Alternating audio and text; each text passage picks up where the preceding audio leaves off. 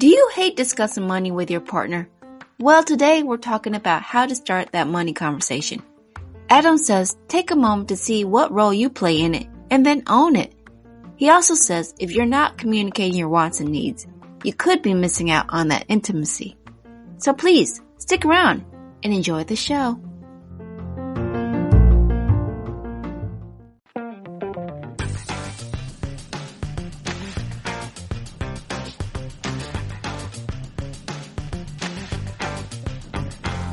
Welcome, friends, to another episode of Coffee with Tea. I'm your host, Tonia Tyler, and I am talking to a couple's financial counselor, Mr. Adam Cole, and he's going to get us straight on how we can get this money conversation started, especially when you have that spouse that you've been trying to avoid, but you know you need to have that conversation. So, Adam, welcome to the show. Thank you for having me, Tonia. Appreciate it. It's a pleasure. And I shared with you that me and my husband, we've gotten better, but we used to avoid the money conversation. So how is it, or I should say, why is it such a problem for couples to communicate, especially when it comes to money? Yeah, because it's uncomfortable, right? It's scary. It's nerve-wracking, at least in the U.S., right? In general, money's a really taboo topic. And we don't really learn how to talk about it openly. And, just like any other area of life, we often have baggage around it. But like I said, we never really learn to heal from it. We never have healthy dialogue within our families. Oftentimes our parents had unhealthy relationships with money and each other in that regard. So you imagine that one person has their own baggage around money, and then you try and now take that and add that with another person who also has their own baggage about money, and you try and find the two to somehow mix together. Whew, it can be not so pretty from time to time. Right. Oh, yeah. I'm not going to put all our stuff out there, but we would avoid the conversation sometimes just to keep peace. Yeah, absolutely. I mean, I just put out a graphic on my social media. I called it the unhealthy money talk cycle. And it's just about how, like that cycle of you avoid it and you kind of hiding because you don't want to talk about it. You're scared or worried or whatever. But then you start holding it in and resentment builds. And then eventually it boils over and you explode and you fight and there's defensiveness. And then you're like, ooh, that wasn't good. I don't want to do that again. So you start hiding again, but it just repeats the cycle, right? Because these things do need to be discussed, but also in a constructive way. Right. Well, Mr. Adam, before we dive really deep into this conversation, how did your passion about couples financial counseling come into play? How do you become a part of this? Yeah, I think that it first started, so I worked at a place called Northwestern Mutual as a financial advisor and helping families with their finances over there. It's like insurance, and they also do investments, although at the time I wasn't licensed to work with investments, and I guess I'm still not. But I really saw the difference that it could make for people to have the right information and how much of a knowledge gap there was, and the ways that it was affecting people's finances and even their emotional health, because they didn't have certain things protected that they maybe would otherwise like to. So that was really the first kind of stake in the ground. But over the course of the 11 years it's been since I worked there, it's just been a whole path of realizing that I want to be able to work in a space that makes a contribution to society at large.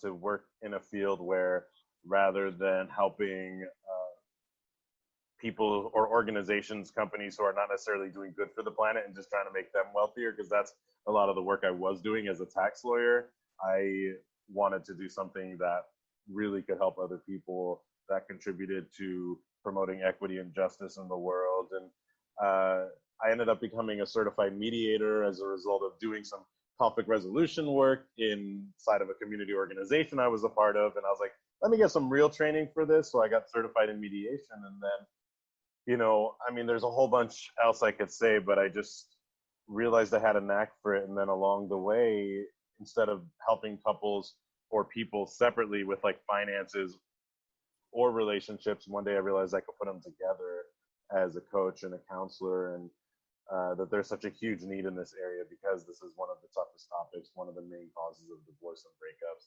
And so I was like, whoa, hold on, I have a chance to make a difference here. I have that coaching and mediator background and working with people as a community organizer, as well as the finance piece as a former tax lawyer, former financial advisor, someone who studied economics and has been a finance geek my whole life. And I saw a unique opportunity to put those things together to help people really take this holistic approach. Wow.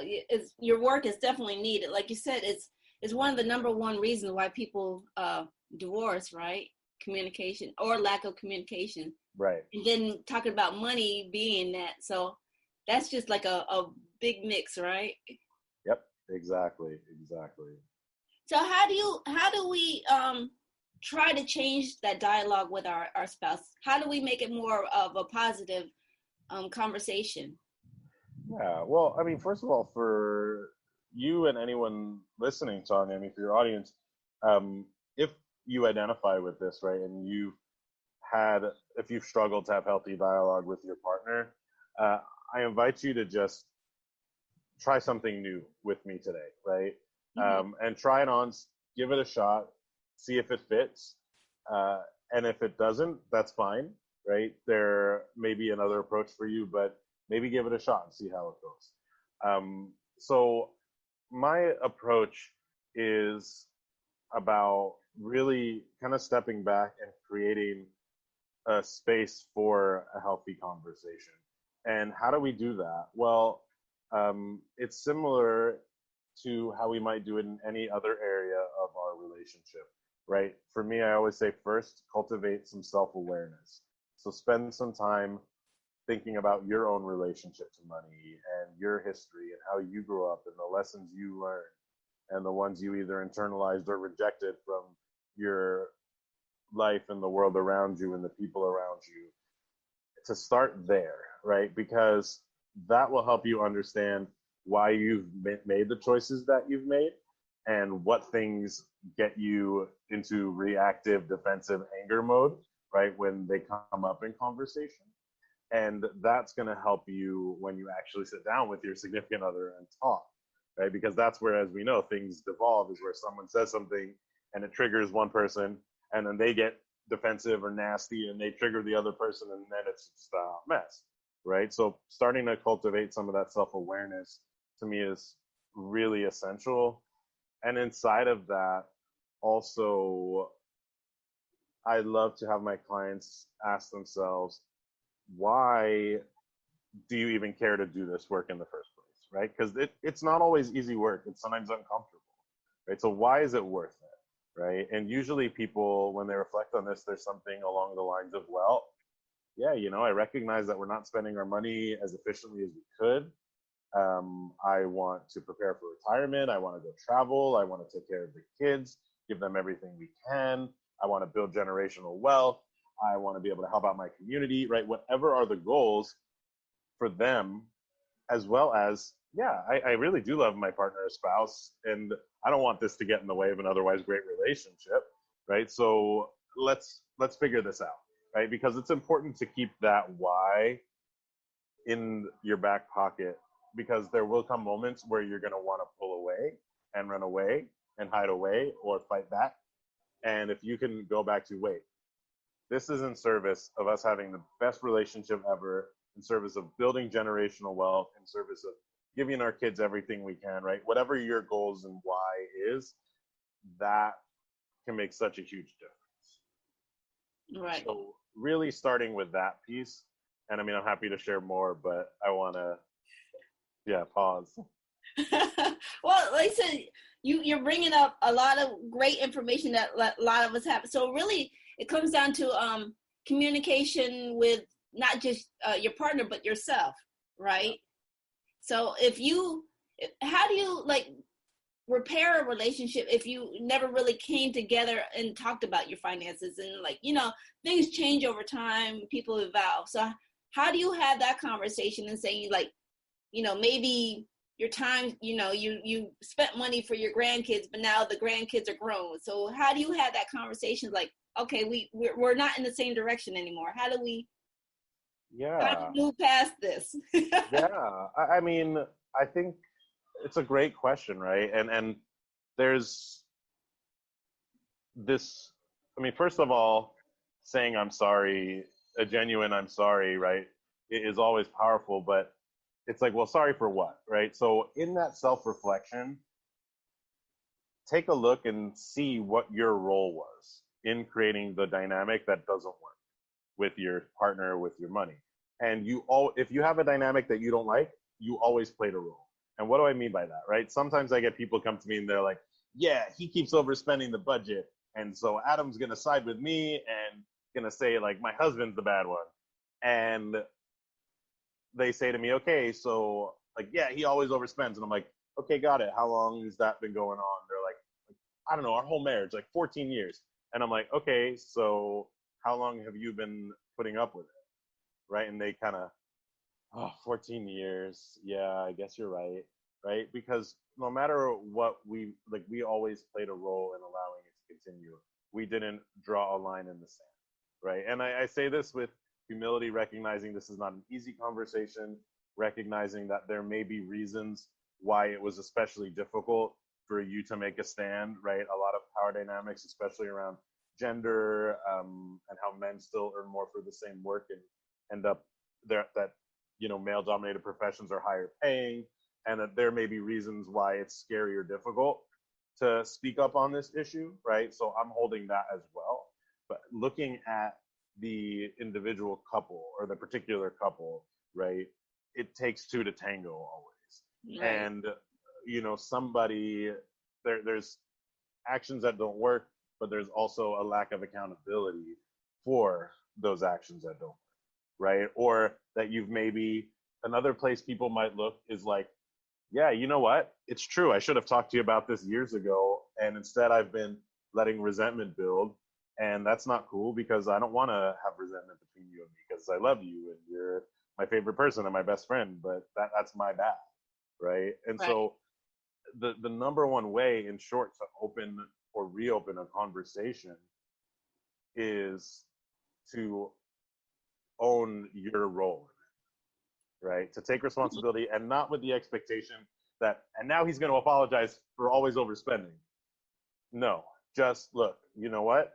And you can even say, you've overspent and that's been concerning to me, but instead of bringing it up with you in a healthy way, I went and held resentment, right? And turned away from you. And that's not what I'm committed to as a partner, right? I'm actually committed to being open with you and us having the most loving and intimate relationship ever, right? And money, I've realized, is an important part of that. I've been too afraid to bring it up till now. That's my bad. I'm sorry, right? But I would like us to give this a shot and sit down and try and open this dialogue, right? And see what we can shift to make our lives better, each of our lives better, and our relationship stronger, right? So it's really that mix of like taking responsibility for your part in it, sharing a bit of the impact on you and why you care about this, and then just like saying, when can we talk, right? Like we got to have this conversation. When can we have it, right? Not just like, okay, I feel better because I apologize, now I'm a good person, and then you leave it there, right? Because when we were talking about this, Tonia, before we started recording, like, my stance is not just that we can stop fighting about money, but it becomes a way to strengthen our relationship. And I've seen it, right? I mean, I had a client come to me, the wife had a lot of anxiety about their financial situation, and she always felt guilty about spending money because they had credit card debt. So much so that when I asked her if she had a magic wand and she could have whatever she wanted, regardless of the money it cost, what would she want? She had no answer. She literally had no answer. And I had to, across several weeks, work with her to coax out of her that she had desires that cost money. She had buried them down so deeply, she'd forgotten what they even were, right? Wow. And then when we got to them, there was 6 figures worth of wants that she had, taking more classes, redecorating the house, etc., right? So that's what happens when people aren't able to express themselves about this. And the point wasn't that she's going to get all of those things overnight, right? They still have that credit card debt to deal with. There's a thoughtful way to go about it, but when you're not even aware of your wants or needs, you're not communicating them to your partner, you lose out on that intimacy. And when her husband heard her talk about these things, he was thrilled because he's like, now I know how I can be a better partner to you. Now I know what we can work on together that would be fulfilling for you, right? Like, Right. and so what a difference that makes just to be able to even open up and have that conversation. But for her, that had become like, it become petrified, right? Like, and I don't mean scared petrified, like frozen in place petrified. And we needed to kind of knock it loose, right? She needed to open up to the possibility of what could be in her life. And, you know, there's a risk of disappointment there, right? Oh, I actually share what I want, I don't get it. But look at the other side is like she was withholding that self-expression, and her partner didn't even have the opportunity to see how he could care for her, right? She gave that back to him by opening up Wow. about this. And that's so important, feeling like you have someone who cares about you, right? Feeling like you can fight for each other and try and help each other have the best lives you want to have. Right. So basically, it's like if you're not sharing your full desires with somebody, you're withholding who you really are from yourself and your partner, right?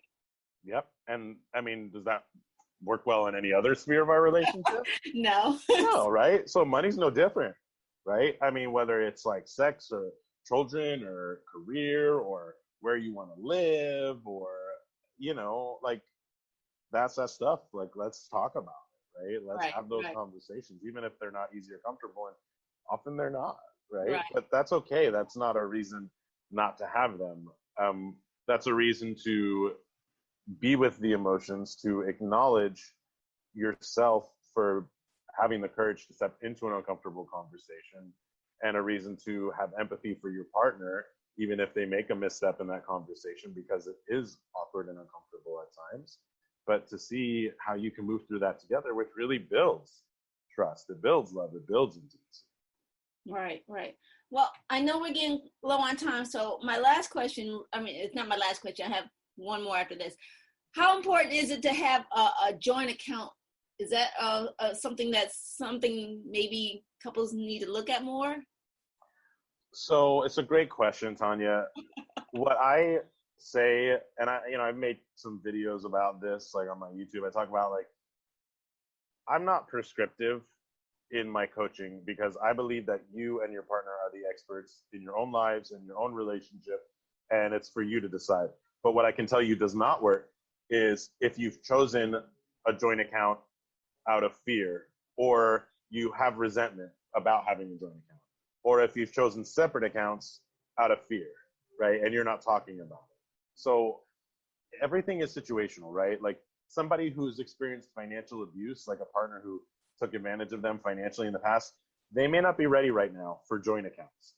But if you are talking about your relationship with money and each other, right? Like that is the important part here, that you both feel good about it, that you're using this to build intimacy, that you're using the conversations about money as a way to move closer to your dream life, your dream relationship, the things you actually want to have, right? So whether it's joint accounts, separate accounts, or a mix, I've worked with clients who have started with and ended with all different iterations.